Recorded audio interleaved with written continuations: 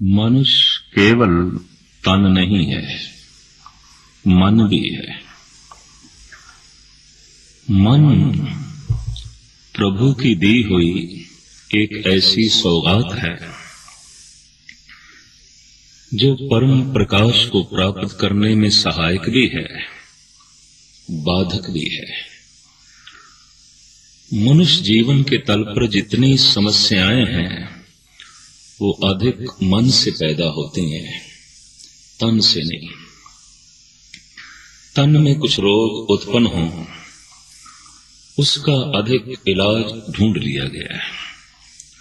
तरह तरह की औषधियां आज हम देखते हैं जिसके द्वारा रोग तमाम काबू में है, लेकिन मन अपनी जगह पर अटल खड़ा है।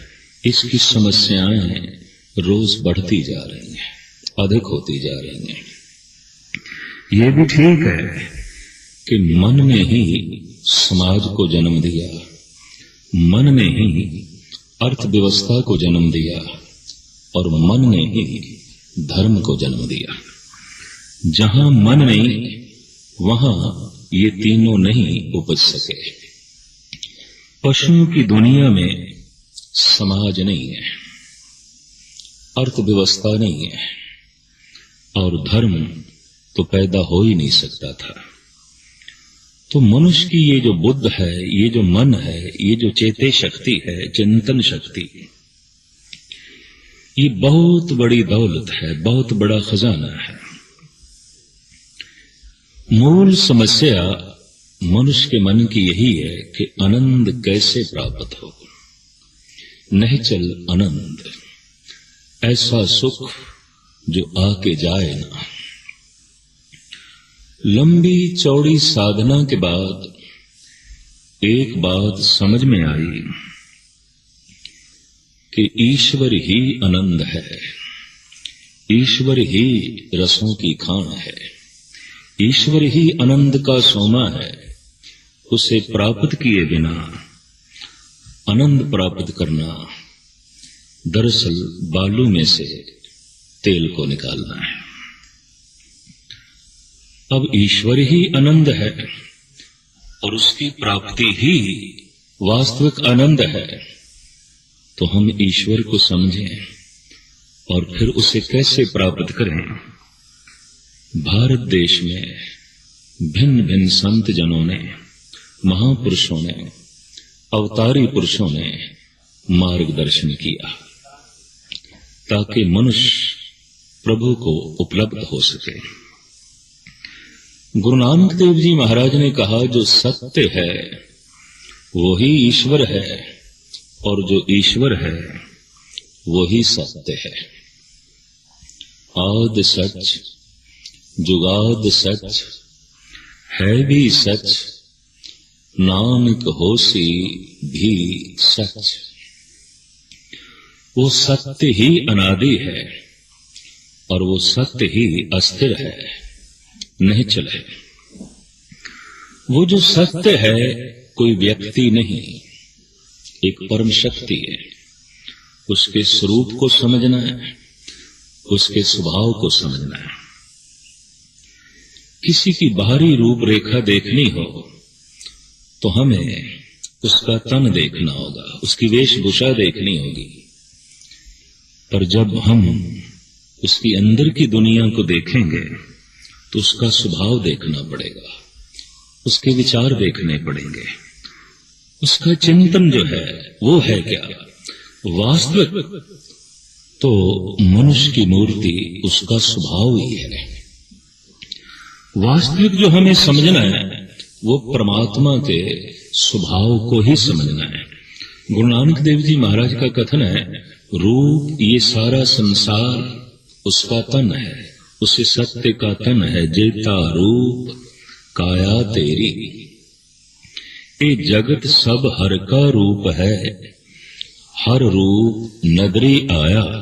ये जितना विश्व संसार है, हे प्रभु ये तेरा तन है, ये तेरा रूप है। रूप को समझने में विज्ञान आगे आया, स्वभाव को समझने में धर्म ने मेहनत की, संत लोगों ने मेहनत की। विज्ञान की अपनी उपलब्धि है और धर्म की अपनी देन है। विज्ञान ने परमात्मा का तन देखना चाहा और कहीं हद तक वो इसमें सफल भी हुआ है।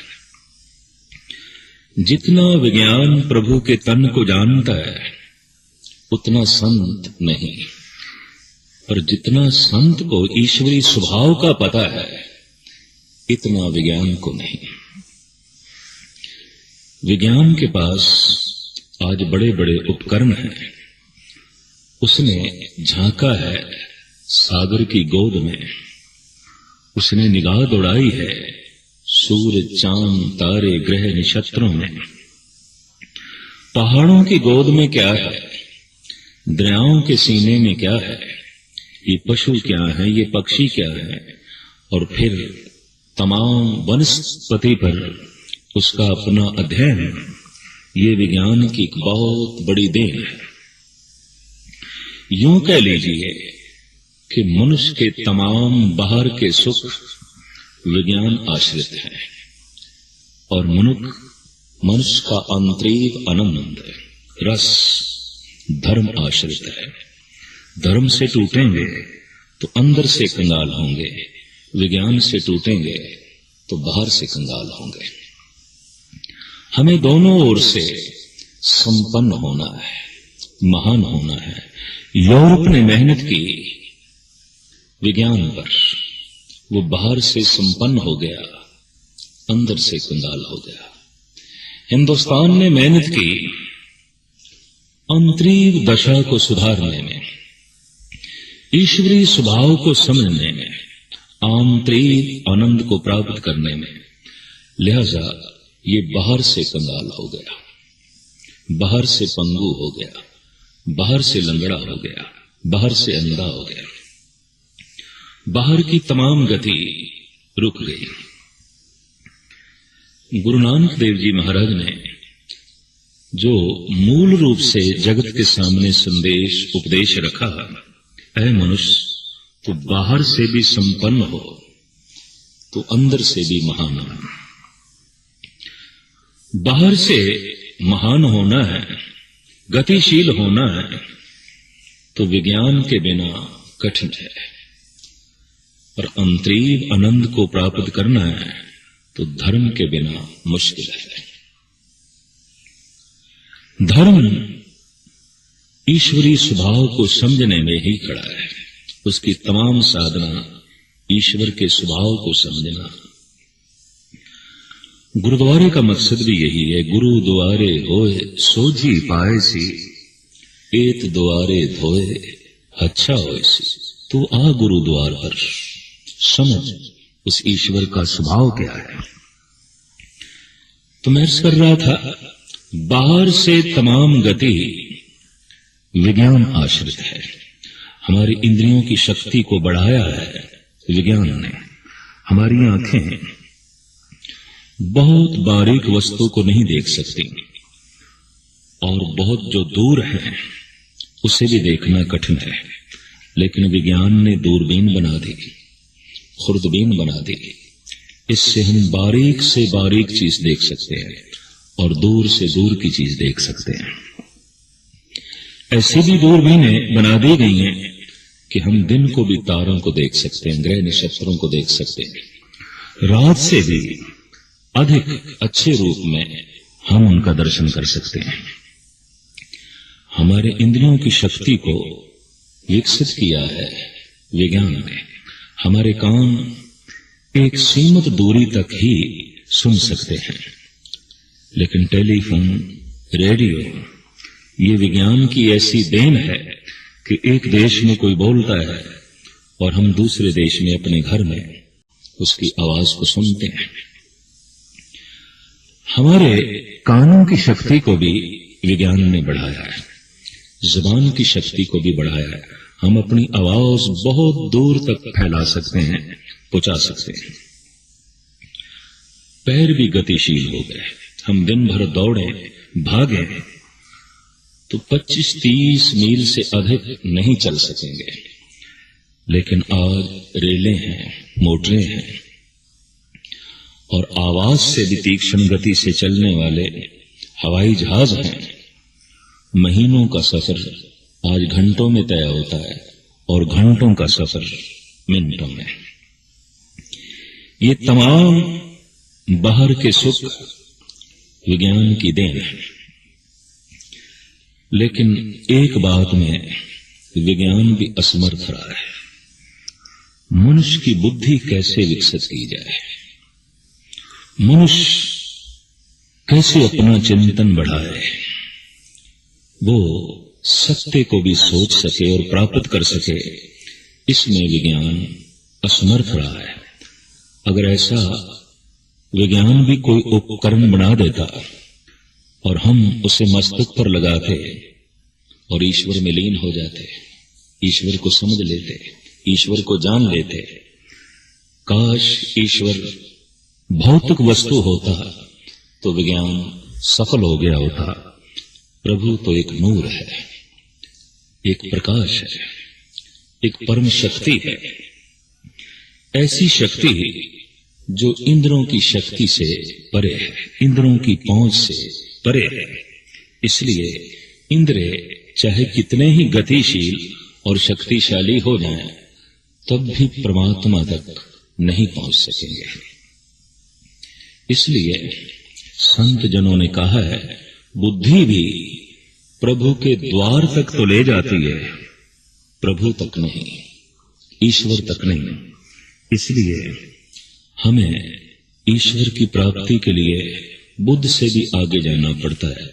ये बड़ी हिम्मत की बात है, इसमें बड़ा हौसला चाहिए, बुलंद हौसला चाहिए कि हम बुद्धि से भी अब आगे जाएंगे। इंद्रियों से तो आगे हो गए, अब बुद्धि से भी आगे जाएंगे।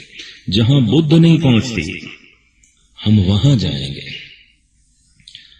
मत में ना मत रही, शुद्ध में ना शुद्ध है। इसे इकबाल कहते हैं, निकल जा अकल से आगे कि ये नूर चिरागे राह है, मंजिल नहीं है। अकल की दुनिया से आगे बढ़, ये रास्ते का दीपक तो है, ये प्रभु के द्वार तक तो ले जाता है, प्रभु तक नहीं। आगे बढ़, भावनाओं की दुनिया में पहुंच। और जब कोई भावनाओं की दुनिया में पहुंचता है, अकल को पीछे छोड़कर, तो परम आनंद को प्राप्त करता है, परम रस को प्राप्त करता है। धर्म की मूल साधना है उस परम रस को प्राप्त करना और उस परम रस, उस दैवी शक्ति प्रभु के स्वभाव को समझना। गुरु नानक देव जी महाराज ने उस अकाल पुरुष, उस परिपूर्ण परमात्मा का स्वभाव जो बताया है, निर्भव निर्वैर, उसमें भय नहीं है, उसमें वैर नहीं है। डरना और डराना एक मानसिक रोग है। जो डरता है वो तो कायर है, बुज़दिल है, और जो डराता है वो जालिम है, दुष्ट है। इन दोनों का प्रभु मिलन कठिन है। न जालिम प्रभु को प्राप्त हो सकता है और न ही कायर। ईश्वर न डरता है न डराता है, और जब कोई इसी स्वभाव को प्राप्त कर ले तो ही प्राप्त कर सकता है प्रभु को, क्योंकि स्वभाव का मिलाप ही असली मिलन है, वास्तविक मिलन है। जहां भाषा एक हो, मुल्क एक हो, प्रांत एक हो, रंग रूप नस्ल एक हो, परिवार एक हो और खून एक हो, लेकिन स्वभाव एक ना हो तो दूरी बनी रहती है। ये बात अक्सर जो लोग कहते हैं कि हमारे देश की बहुत समस्याएं हैं, यहां भिन्न भिन्न भाषाएं हैं, भिन्न भिन्न मजहब हैं, भिन्न भिन्न खान पान है, रहन सहन है, भिन्न भिन्न तरह की यहां सभ्यताएं हैं। इसलिए मनुष्य मनुष्य से दूर है। पर ये बात पूर्ण सत्य नहीं है। क्या एक ही भाषा वाले, एक ही संस्कृति में रहने वाले और एक ही तरह के मजहब को मानने वाले आपस में नहीं लड़ते, आपस में नहीं झगड़ते? आज 20-25 देश हैं अरब लोगों के, भाषा एक है, पहरावा एक है, इष्ट एक है, मजहब एक है, लेकिन स्वभाव एक ना होने से आपस में खाना जंगी है। हम अपने देश में देखते हैं, बंगाली बंगालियों से लड़ पड़ते हैं, पंजाबी पंजाबियों से भी लड़ पड़ते हैं, महाराष्ट्रियन में भी भेद पैदा हो जाता है। भाषा भेद को नहीं मिटाती। एक भाषा हो तो भी दूरी बनी रहती है, एक परिवार हो तो भी दूरी बनी रहती है, एक मुल्क हो तो भी दूरी बनी रहती है, लेकिन स्वभाव एक हो तो तमाम दूरियां मिट जाती हैं, निकटता बनती है, फिर असली मिलन होता है। जहां भी स्वभाव मिल जाए, अगर एक हिंदू और एक मुस्लिम का स्वभाव मिल जाए तो दूरी खत्म हो गई। यहां मजहब दीवार नहीं बनेगा, भाषा दीवार नहीं बनेगा। मैं देखता हूं गुरु नानक के साथ एक हिंदू है, एक मुस्लिम है। गुरु घर का पहला कीर्तनिया एक मुसलमान है, मर्दाना, और दूसरा हिंदू है, बाला। गुरु नानक ने ये दोनों साथी चुने थे तो आपके साथी, आपके शिष्य, आपके सेवक, लेकिन आप कहते थे नहीं, ये मेरे भाई हैं। यहां ये एक पदवी बन गई भाई की, भाई मर्दाना, भाई बाला। अब यह हिंदू भाई हो सकता है या मुस्लिम, दोनों भाई कैसे हुए? दरअसल स्वभाव मेल खा गया। जो गुरु नानक का स्वभाव वही मर्दाने का, जो गुरु नानक का स्वभाव वही बाले का। और जहां स्वभाव एक हो जाए वहां मजहब की दीवार गिर जाती है, वहां भाषा और रंग रूप नस्ल प्रांत और मुल्क, ये तमाम दीवारें गिर जाती हैं। प्रथम ईश्वर एक है और उसमें भय नहीं है, उसमें वैर नहीं है। वैर भी एक मानसिक रोग है। जिससे वैर हो उससे कुछ छीनने को मन करता है। इसकी इज्जत लूट लें, इसकी असमत छीन लें, इसका सुख चैन छीन लें, इसका आराम छीन लें, और हो सके तो इसकी जिंदगी ही छीन लें, इसे कत्ल कर दें। पर जहां प्रेम हो वहां तो कुछ देने का मन करता है। इसे इज्जत दें, इसे सम्मान दें, इसे सुख दें, इसे आराम दें। अगर आवश्यकता पड़े तो हम इसे अपना तन भी दे दें, अपनी जान भी दे दें। देने को भी जी करता है, बशर्ते वो अपना हो और उससे प्रेम हो। छीनने को भी मन करता है, बशर्ते वो बेगाना हो और दुश्मन हो। पूर्ण जो धार्मिक पुरुष है उसकी दृष्टि में कोई बेगाना नहीं होगा, कोई वैरी नहीं होगा। गुरु अर्जन देव जी महाराज का फरमान, नहीं को बैरी नहीं बेगाना, सगल संग हमको बन आई। दरअसल परिवार के साथ भी बनाकर रखनी बहुत मुश्किल बात है। पर साहिब कहते हैं, सब संसार मेरा अपना है, कोई बेगाना नहीं। हमारी ओर से ये सभी अपने हैं। ये पूर्ण धार्मिक पुरुष की पहचान है। सभी अपने हैं, और जब सभी अपने हैं तो सभी से प्यार है। सभी अपने मित्र हैं। सबको मीत हम आपन कीना, हम सब नाके साजन। दूर परायो मन का बिरहा, तो मेल कियो मेरे राजन। प्रभु ने ऐसा मेल करा दिया। वैर विरोध मन में से मिट गया है। सभी अपने हैं, सभी मित्र हैं, तो देने को मन करेगा, मन तड़पेगा, इन्हें सुख दें, इन्हें आराम दें, इन्हें ज्ञान दें, इन्हें प्रभु की उपलब्धि हो सके, ऐसा कोई यत्न करें, ऐसा कोई उद्यम वसीला करें। लेकिन बेगाना है, वैर है, तो फिर छीनने को मन करेगा। ईश्वर में वैर नहीं है, ईश्वर में भय नहीं है, ये उसका मूल स्वभाव है। जो वैर में जी रहा है, जो भय में जी रहा है, वो मनुष्य है। अभी उसे परमात्मा का स्वभाव उपलब्ध नहीं हुआ है, अभी उपलब्धि बहुत दूर है। परमात्मा के रूप को समझना है और परमात्मा के स्वभाव को प्राप्त करना है। उसका रूप तो ये सारा संसार है, पर उसका स्वभाव क्या है? निर्भव, निर्वैर। उसमें भय नहीं है, उसमें वैर नहीं है। वैर और भय सीने पर पड़े एक पत्थर है, ऐसा मनुष्य दबा हुआ होगा। यूं कह लीजिए, वो जीती जागती लाश होगा, कब्र में पड़ा है। इतना बोझ ढो रहा है वैर का, विरोध का और भय का।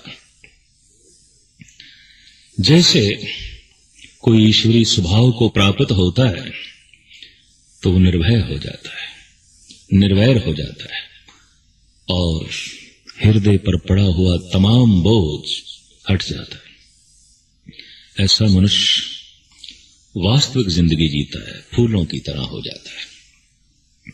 फूल को तो हम गले में भी डाल लेते हैं, फूलों को तो हम सर पर भी रख लेते हैं।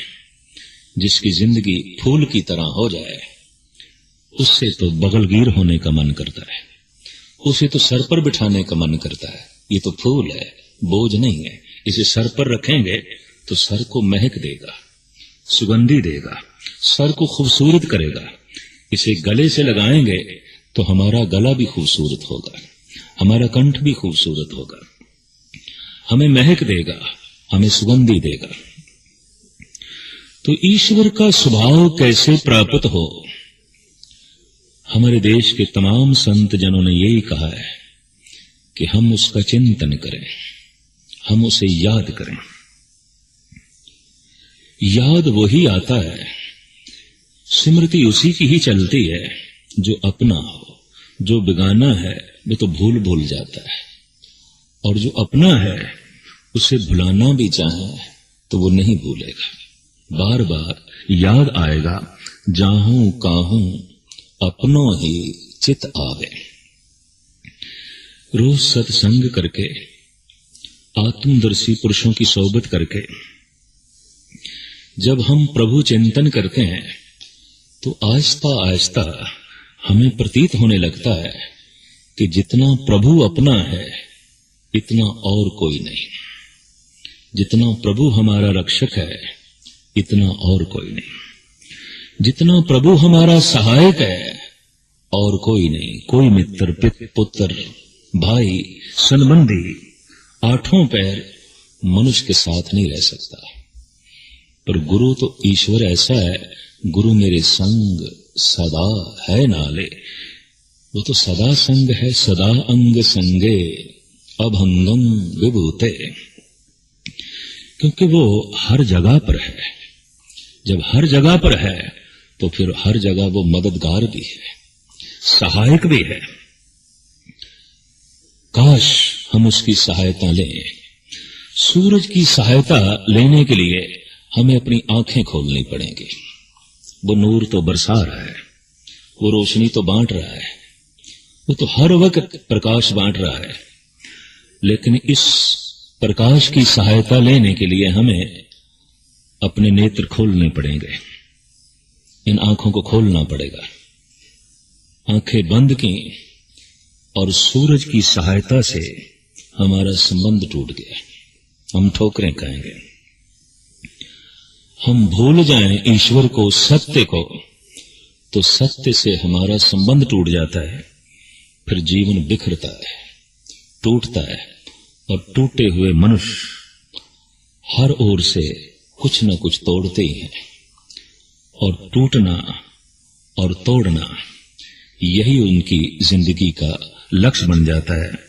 आज अगर जगत में बहुत कुछ मनुष्य द्वारा टूट रहा है और मनुष्य तोड़ रहा है, तो ये एक सबूत है कि वो स्वयं सत्य से टूटा हुआ है, ईश्वर से टूटा हुआ है। ईरान के एक महान सूफी फकीर का कहना है, तू बराए वसल करदन आमदी, ने बराए फसल करदन आमदी। तू इस दुनिया में लोगों को जोड़ने के लिए आया है, तोड़ने के लिए नहीं। और जब कोई सत्य से जुड़ जाता है, सत्य को प्राप्त कर लेता है, फिर उसकी जिंदगी का लक्ष्य बन जाता है जोड़ना, सबको जोड़ना, आपस में जोड़ना। काश धार्मिक लोग इसमें सफल होते तो आज पृथ्वी पर एक ही मुल्क होता, कोई सीमा ना होती। आज हम देखते हैं मनुष्य के बीच बड़ी बड़ी दीवारें हैं, प्रांत की दीवारें, मुल्क की दीवारें, मजहब की दीवारें, भाषा की दीवारें, ये सभी टूट जाएं अगर हम ईश्वरी स्वभाव को उपलब्ध हो जाएं, अगर हम ईश्वर का स्वभाव प्राप्त कर लें। ईश्वर के स्वभाव में वैर नहीं है, भय नहीं है, फिर ईश्वर में काल भी नहीं है, समय भी नहीं है, वक्त नहीं है। जैसे जैसे मनुष्य दुख में जीता है, समय का बोध बढ़ता है, काल चिंतन बढ़ता है। और जैसे जैसे कोई परमात्मा में जीता है तो फिर अकाल अवस्था में पहुंचता है। अकाल, जहां काल नहीं, जहां समय नहीं, जहां वक्त नहीं। आनंद के क्षणों में समय खो जाता है, काल खो जाता है। और जब हम पदार्थ के तल पर जीते हैं तो समय का बोध बढ़ता है। दुख में जब मनुष्य जी रहा होता है, पीड़ा में, दुख में, तड़पन में, तो एक मिनट भी एक दिन जैसा दिखाई देता है, और एक दिन एक वर्ष जैसा, और एक वर्ष ऐसा प्रतीत होता है जैसे कि एक युग हो। गुरु नानक देव जी महाराज के 5वें स्वरूप गुरु अर्जन देव जी महाराज का फरमान, चार पहर चौ जुगे समाने, रहन भई तब अंत न जाने। हे प्रभु, तेरे विछोड़े के दुख में दिन के चार पैर मानो 4 युग हैं। और ये जो रात आई है, ये कितनी लंबी है, ये तो बखान ही नहीं कर सके, ये तो कह ही नहीं सकते। समय लंबा हो जाता है जब पीड़ा हो, दुख हो, तकलीफ हो। और पीड़ा तभी होती है जब हम किसी चीज से बिछड़ते हैं, परिवार से बिछड़े, मित्र से बिछड़े, धन संपदा से बिछड़े, इज्जत मान मर्यादा से बिछड़े, या प्रभु से बिछड़े। जो जितना बड़ा है और उसका जितना बड़ा बिछोड़ा है, उतना ही बड़ा दुख है, नहीं बड़ा दुख, नहीं बड़ा दुख, नहीं बड़ा दुख।